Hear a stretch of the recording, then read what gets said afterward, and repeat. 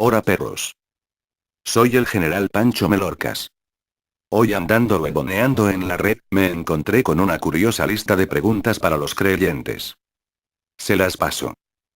Le agradezco al maestro Firefox 2000 por sus preguntas y respuestas. Para este tema voy a asumir que eres un cristiano educado, tienes una educación universitaria y has sido preparado lógicamente y racionalmente acerca del mundo en que vivimos.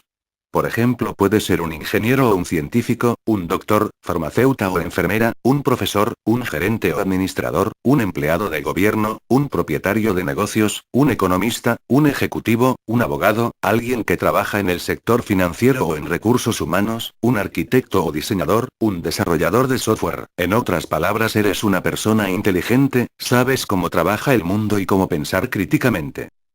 Si eres un cristiano educado, me gustaría hablar contigo hoy acerca de una interesante e importante pregunta. ¿Alguna vez pensaste en usar tu educación universitaria para pensar en tu fe?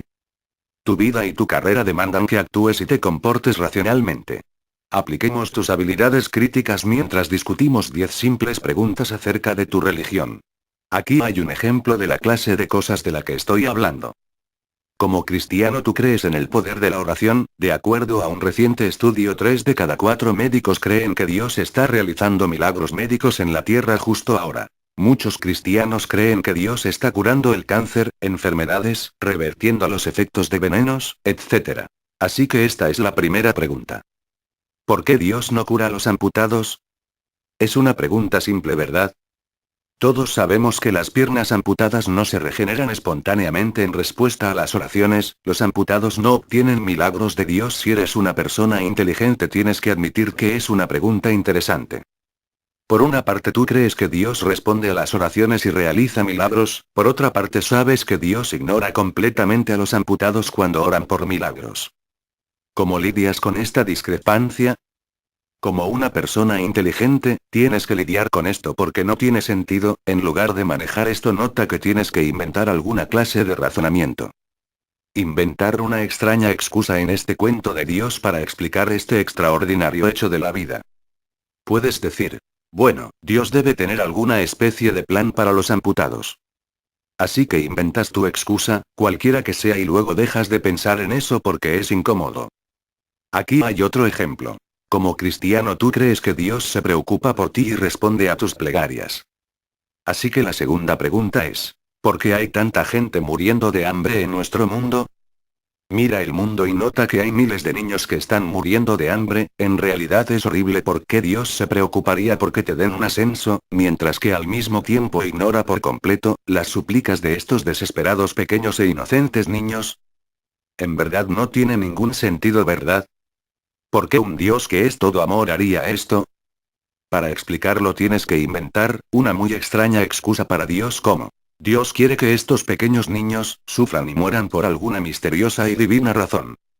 Entonces lo sacas de tu cabeza, porque no cuadra con tu visión de un Dios amoroso y cuidador. Pregunta 3. ¿Por qué Dios demanda la muerte de tantas personas inocentes en la Biblia? Mira estos versos. Éxodo 35:2. Dios demanda matemos a cualquiera que trabaje en día del Sabbat. Deuteronomio 21:18-21. Dios demanda que matemos a los adolescentes desobedientes. Levítico 30:13. Dios demanda la muerte de los homosexuales.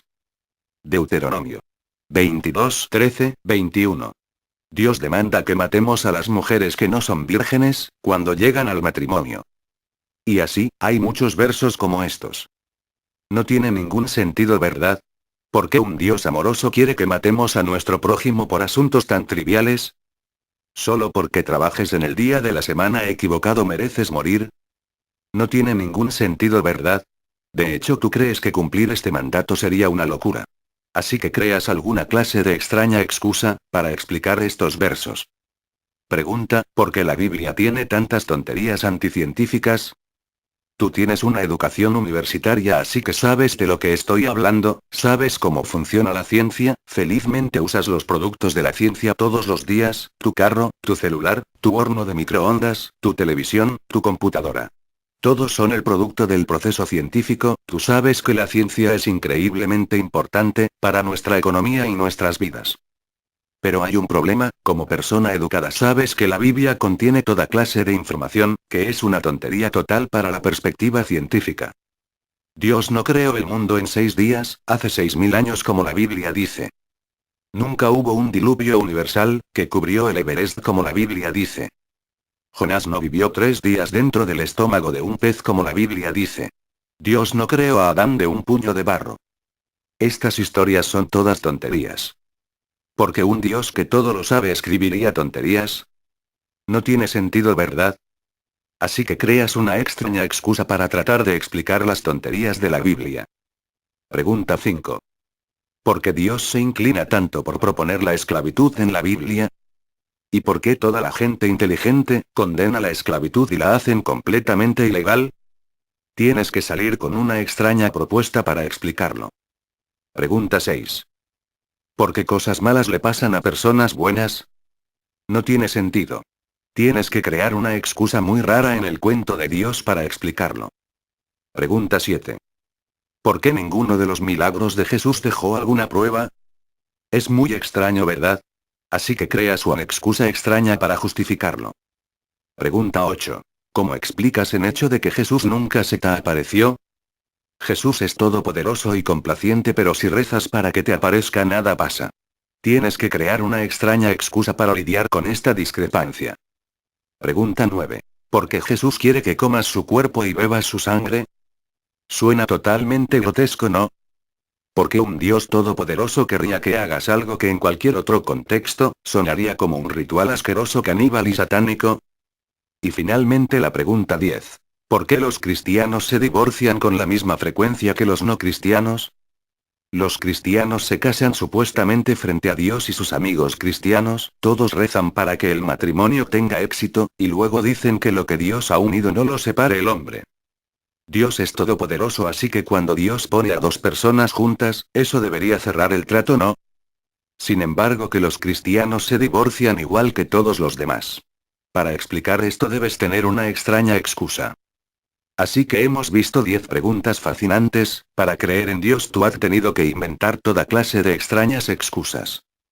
Si eres una persona inteligente con educación universitaria, todas estas excusas probablemente te hagan sentir algo incómodo, si tú piensas que honestamente usando tus habilidades críticas y pensamientos, que aprendiste en la universidad, tienes que admitir, que las respuestas a estas preguntas no tienen ningún sentido. Ahora déjame mostrarte algo notable. ¿Y si asumes que Dios es imaginario?